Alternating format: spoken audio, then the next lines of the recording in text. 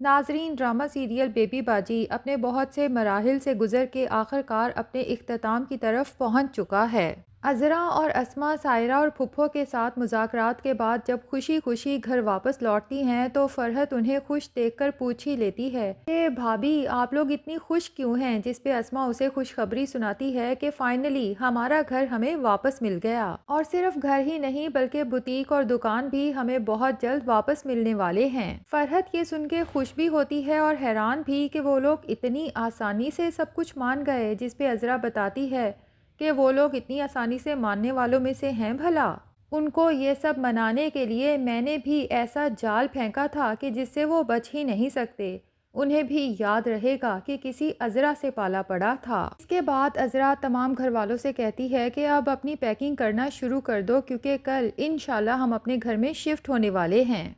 फ़रहत तो ये सुन के सच में बहुत खुश हो जाती है। नसीर और वासिफ़ भी जब घर आते हैं और उन्हें भी ये खुशखबरी सुनने को मिलती है तो उन्हें अपने कानों पर यकीन ही नहीं आता, और नेक्स्ट डे अज़रा फूफो को अपने साथ ले जाती है ताकि बैंक बैलेंस भी अपने नाम ट्रांसफ़र करवा सके। अब उधर अज़रा और बाकी सब घर वाले अपने घर वापस आने के लिए पैकिंग कर रहे हैं, तो दूसरी तरफ सायरा और फूफो इस घर से निकलने के लिए पैकिंग में मसरूफ़ होते हैं और बहुत ही ज़्यादा उदास परेशान भी होते हैं। अब इतने में बिलाल भी वहाँ पहुँच जाता है। दोनों माँ बेटी को उदास देखकर कहता है कि मैंने तो अपने तई पूरी कोशिश की थी कि सब कुछ आप लोगों के नाम लग जाए, ये तो आप लोग अपनी बेवकूफ़ी की वजह से फंसे हैं। बहरहाल अब जहाँ मैंने आप लोगों से हमेशा अपनायत बरती है, तो वक्त आ गया है कि आप लोग भी अपनायत का मुजाहरा करें। आशी की नानी पूछती है कि अपनायत से आखिर तुम्हारा क्या मतलब है, जिस पे बिलाल बांका कहता है कि आशी का हाथ मेरे हाथ में दे दें। अब चूंकि फूफो और सायरा के पास रहने को कोई ठिकाना तो है नहीं, बिलाल अब्दुल्ला ही इनके ठिकाने का बंदोबस्त करेगा, तो ये मजबूर हैं।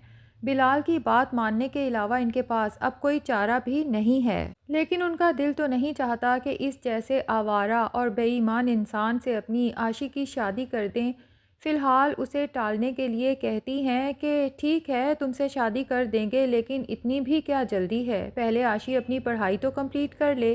तो बिलाल कहता है कि मैंने उसे पढ़ा के क्या करना है, कोई ज़रूरत नहीं है उसे पढ़ाई कंप्लीट करने की, बस आप जल्दी से मेरी और उसकी शादी की तैयारी करें। सारा को आखिर चारों नाचार हाँ बोलना ही पड़ती है। दूसरी तरफ अज़रा अपने तमाम घर वालों के साथ जब घर आ जाती है, सभी लोग बहुत खुश होते हैं और ऐसे में शहनाज भी पहुंच जाती है ताकि उन लोगों को घर वापसी की मुबारकबाद दे सके। कुरैशी साहब भी कहते हैं कि अल्लाह का शुक्र है, बहुत मेहरबानी है उसकी कि बेबी बाजी की बहुओं को इस इम्तिहान में सुरखरू किया।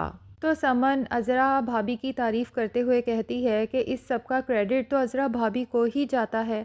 अगर वो कोशिश ना करती तो शायद हम लोग इसी तरह दर बदर फिर रहे होते। सभी लोग आशी की तारीफ़ करते हैं और फिर पूछते हैं कि अज़रा भाभी हैं कहाँ पर, जबकि अज़रा अपने कमरे में जाके जमाल की तस्वीर को देख के उसे याद करती है और फूट फूट के रो देती है और उसकी तस्वीर से बातें करते हुए कहती है कि जमाल, मैंने तुझसे वादा किया था कि जिन लोगों ने तेरा दिल दुखाया है मैं उनसे बदला लेके रहूंगी, उन लोगों को तबाहो बर्बाद कर दूंगी। तो फिर देख लो, मैंने अपना वादा पूरा किया, आज उन लोगों को घर से निकाल बाहर फेंका है। अब वासिफ को तो फूफो और सायरा पे इतना गुस्सा है कि वो कहता है जब तक मैं इन लोगों को जेल नहीं पहुंचा देता मुझे तो सुकून नहीं आएगा। लेकिन कुरैशी साहब वासिफ को समझाते हैं कि उन्हें जो सज़ा मिल गई है ना, यही उनके लिए काफ़ी है, क्योंकि खुद ही सोचो कि अब उनके पास कोई ठिकाना तो है नहीं, या तो बिलाल बांका की मिन्नतें करेंगे या फिर दर बदर फिरेंगे। दूसरे दिन अज़रा और वलीद आशी के बाप के साथ जेल में मुलाकात के लिए जाते हैं, क्योंकि वो लोग ज़मानत के पेपर्स तैयार करवा चुके हैं जिस पे उसके दस्तखत की ज़रूरत है। आशी का बाप तो अज़रा का बहुत एहसानमंद होता है और उसे कहता है कि आप अगर मेरे ऊपर एक और एहसान कर दें, किसी तरह से मेरी बेटी आशी को एक दफ़ा मुझसे मिलवा दें, क्योंकि मैं उसे बहुत याद करता हूँ। अज़रा कहती है कि ठीक है, मैं पूरी कोशिश करूँगी, और फिर घर जाके आशी को कॉल करके बताती है कि तुम्हारा वालिद जेल में है और तुमसे मिलने का ख्वाहिशमंद भी है। आशी तो अज़रा की ये बात सुन के तड़प उठती है। अभी वो अज़रा से फ़ोन पे बात कर ही रही होती है कि इतने में सायरा कमरे में आती है। आशी को फ़ोन पर बात करते हुए देखकर पूछ ही लेती है कि क्या हुआ, किसका फ़ोन है। तो आशी अपनी माँ को बताती है कि अज़रा मामी ने मेरे अब्बू को ढूंढ निकाला है और मुझे पता चल गया है कि वो कहाँ हैं और अब्बू मुझसे मिलना चाहते हैं। अज़रा मामी मुझे उनसे मिलवाने के लिए लेकर जाएंगी। सायरा तो ये बात सुन के ही भड़क उठती है और आशी से कहती है कि कोई ज़रूरत नहीं है तुम्हें अपने बाप से मिलने की, और वैसे भी कल तुम्हारी शादी है, उसकी तैयारी करो। आशी तो हैरान हो जाती है कि क्या मतलब, किसके साथ हो रही है मेरी शादी, और वैसे भी आप लोगों ने मुझसे पूछा है, मैं तो अभी पढ़ना चाहती हूँ, शादी करना ही नहीं चाहती। तो सायरा कहती है कि तुमसे क्यों पूछूं, मैं तुम्हारी माँ हूँ और मैं तुम्हारे लिए कोई भी फैसला ले सकती हूँ। और फिर आशी को बताती है कि तुम्हारी शादी बिलाल से हो रही है, जिस पे आशी गुस्से में आके कहती है कि आपको क्या हो गया है, आपका क्या ख्याल है कि मैं उस आवारा इंसान से शादी कर लूँगी। तो सारा आशी को बताती है कि ये हमारी मजबूरी है, बिलाल की बात नहीं मानेंगे तो फिर हम कहाँ जाएंगे। वैसे भी अब इस घर से निकलने के बाद हमें उसकी ज़रूरत पड़ेगी, और अगर उसकी बात ना मानी तो पता नहीं वो हमारे साथ क्या सलूक करेगा। आशी साफ इनकार कर देती है और अपनी माँ से कहती है कि इस सब के लिए मैं कुर्बानी का बकरा नहीं बनने वाली। आशी अपनी माँ और नानी से छुप के अज़रा के पास जाएगी और इनके जुल्म की सारी दास्तान उन्हें बता देगी कि किस तरह से बिलाल की मदद हासिल करने के लिए उसकी माँ अपनी ही बेटी को कुर्बानी का बकरा बना रही है और उस आवारा इंसान बिलाल के साथ ज़बरदस्ती उसकी शादी करवाना चाहती है।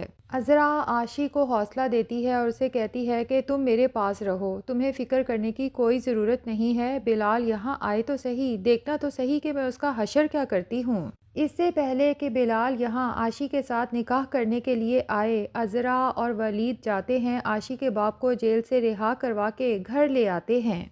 अब जब बिलाल आशी से निकाह के लिए घर आता है तो सामने ही गुलजार को खड़े देखकर हैरान परेशान हो जाता है। तो गुलजार गुस्से से बिलाल से कहता है कि तुमने मुझे पहले ही बेवकूफ़ बनाया, तुम्हारा क्या ख्याल है कि मैं तुम्हें आराम से छोड़ दूँगा, और तुम्हारी जुर्रत भी कैसे हुई मेरी बेटी के साथ निकाह का सोच सको।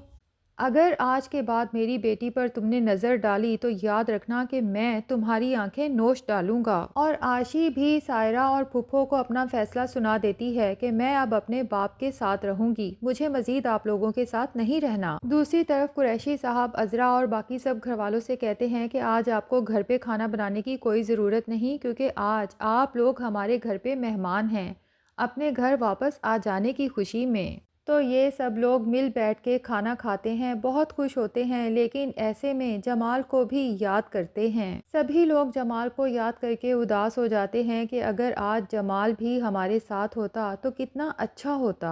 अज़रा तो जमाल को जैसे ही याद करती है रोना शुरू कर देती है, लेकिन सब लोग आगे बढ़ के अज़रा को थाम लेते हैं, हौसला देते हैं कि आपको उदास होने की कोई ज़रूरत नहीं, हम सब हैं ना आपके साथ। जमाल भाई इतनी ही ज़िंदगी लिखवा के आए थे। इतने में फ़रहत की तबीयत अचानक बिगड़ जाती है, इमरजेंसी में उसे हॉस्पिटल ले जाया जाता है तो डॉक्टर खुशखबरी सुनाती है कि अज़रा माँ बनने वाली है। वासिफ़ तो जब ये सुनता है तो उसकी खुशी का कोई ठिकाना नहीं रहता, और बाकी सब घर वाले भी वासिफ़ और फ़रहत की इस खुशी पर बहुत ज़्यादा खुश होते हैं। जबकि दूसरी तरफ अज़रा सोचती है कि जमाल फुफो और सायरा के लिए अलग घर का इंतज़ाम करना चाहते थे, इसलिए उनके लिए घर का इंतज़ाम करके उन्हें बताएगी कि आपको बिलाल का एहसान लेने की कोई ज़रूरत नहीं है, मैंने आप लोगों के लिए किराए पर एक घर का बंदोबस्त कर दिया है। चाहती तो मैं यही थी कि हम लोग हमेशा साथ रहें, लेकिन जो कुछ आप लोगों ने हमारे साथ किया है उसके बाद ज़ाहिर है कि मैं आप लोगों को अपने साथ रखने का रिस्क तो नहीं ले सकती। हाँ, अलबत्ता इंसानियत के नाते आप लोगों के रहने का बंदोबस्त ज़रूर कर सकती हूँ। तो नाज़रीन, यूँ इस ड्रामे की हैप्पी एंडिंग होने वाली है। कौन कौन बेबी बाजी को मिस करेगा कमेंट सेक्शन में ज़रूर बताएं, और अगर हमारे चैनल पे नए हैं तो प्लीज़ चैनल को भी सब्सक्राइब कर लें।